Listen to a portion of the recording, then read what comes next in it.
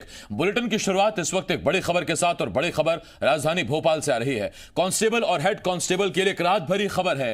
Constable और head constable के खिलाफ अब एक तरफा कार्रवाई अधिकारी नहीं कर पाएंगे। डीजीपी विवेक जौहरी ने निर्देश जारी किए। एडीजी, आईजी, डीआईजी और एसपी को ये निर्देश जारी किए गए। एक तरफा कार्रवाई न्याय के सिद्धांत के खिलाफ है, ये डीजीपी ने बात कही है। पुलिस हेडक्वार्टर को लगातार एक तरफा कार्रवाई की शिकायतें मिल रही थीं, जिसके बाद डीजीपी ने निर्देश जारी किए। कार्रवाई से पहले कर्मचारी को बचाव का मौका दिया जाना चाहिए, ये पुलिस के मुखिया ने कहा है। तो ये बड़ी खबर इस वक्त हम आपको बता रहे हैं और बड़ी खबर ये है कि पुलिस हेडक्वार्टर को लगातार और डीजीपी को लगातार इस तरह की शिकायतें मिल रही थी कि कांस्टेबल और हेड कांस्टेबल स्तर के पुलिस कर्मचारियों पर एक तरफा कार्रवाई की जाती है।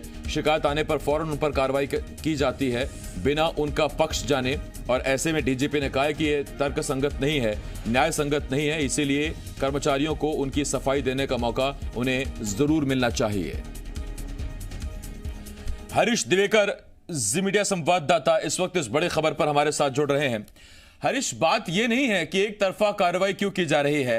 हरीश जी, बात दरअसल ये है, और जो हेड कांस्टेबल और उनके जो परिवारों को खलती होगी कि कोई भी घटना हो, सबसे पहले अगर तबादला सस्पेंशन होता है तो वो फिर इन्हीं हेड कांस्टेबल और कांस्टेबल का होता है, भले ही जिम्मेदारी टीआई की हो, एसएचओ की हो या फिर सीओ को हो। और सीओ वगैरह के तो ट्रांसफर हो जाते हैं। निलंबन की कार्रवाई की गाज सबसे पहले कांस्टेबल और हेड कांस्टेबल पर ही गिरती है।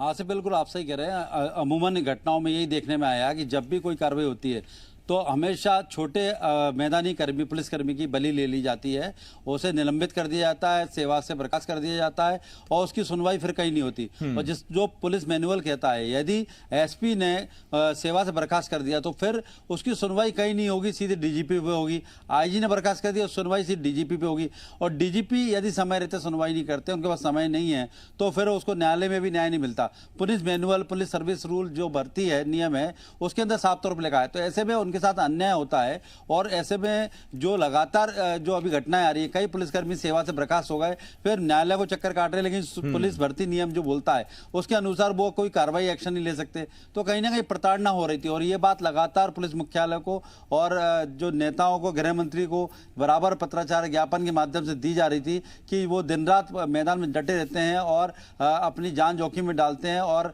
चोर, अपराधों और डाकुओं के बीच में काम करते हैं, खतरा झेलते हैं परिजनों को उसमें रखते हुए। उसके बाद उनकी सुरक्षा का कहीं भी ऐसा भावना नहीं आती, कहीं भी सुरक्षा महसूस नहीं होती। जहां वरिष्ठ अफसर होते हैं वो राजनीतिक दबाव में या किसी अन्य इन्फ्लुएंस में आके उन पर तत्काल कार्रवाई कर देते हैं। जब वो अपना पक्ष रखने जाते हैं तो उनकी सुनवाई नहीं होती। तो इन सबको मामलों को देखते हुए हाल ही में पुलिस मुख्यालय के डीजीपी जो हैं विवेक जौहरी, उन्होंने एक निर्देश जारी किए हैं कि नैसर्गिक न्याय का सिद्धांत जो कहता भी है कि सामने वाला पक्ष जरूर सुना जाए, तो बिना पक्ष सुने कोई कार्रवाई ना की जाए। तो बड़ी राहत है आसिफ, एक पुलिसकर्मी के लिए, छोटे पुलिस आरक्षक और प्रधान आरक्षक के लिए जिनकी सुनवाई कहीं नहीं होती थी।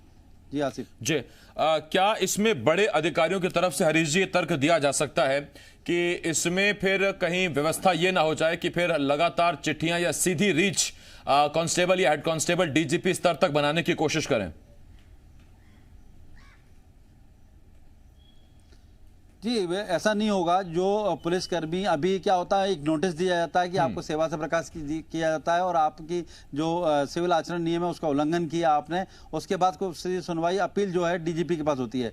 लेकिन अब ऐसा नहीं होगा। यदि कोई कारण बताओ नोटिस दिया जाएगा तो उन्हें जिस तरह से अन्य सर्विस रूल में है 15 दिन के अंदर जवाब पेश करने का मौका दिया जाएगा, उनका पक्ष जाना जाएगा, उन्हें सुना जाएगा और उनका पक्ष जानने के बाद न्यायपूर्वक तर्क संगत कार्रवाई की जाएगी। यदि ऐसा नहीं होता तो फिर वो एक आधार होगा डीजीपी पे जाने के बाद। अभी आधार नहीं होता। डीजीपी अगर आरक्षक पहुंचता, प्रधान आरक्षक पहुंचता, तो जो एसपी बोलते हैं वो सुना जाता है। लेकिन कागज पे जो आएगा वो एक कागज पे सुनने के बाद पक्ष, दोनों पक्ष सुनने के बाद एसपी जो निर्णय लेंगे वो भी एक बेस बनेगा, उसको भी आगे डीजी मुख्यालय देखा जाएगा। तो कहीं ना कहीं एक बड़ी राहत है कि सीधी नौकरी नहीं जाएगी। अभी वर्तमान में मध्य प्रदेश में आपको बताना चाहूंगा आसिफ, कई 100 ऐसे पुलिसकर्मी हैं जो मंत्रालय में चक्कर काटते हैं और रोते हैं, बोलते हैं कि मतलब एक जरा सी लापरवाही, उनकी सुनवाई नहीं की गई।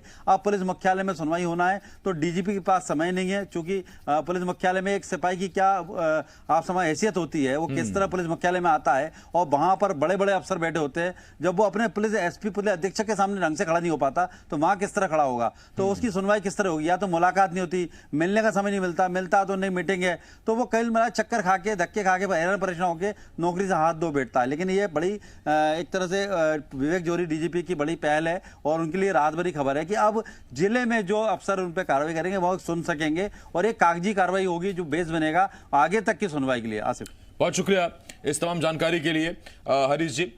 हरीश दिवेकर इस वक्त एसोसिएट एडिटर जी मध्य प्रदेश छत्तीसगढ़ हमारे साथ जुड़े हुए थे।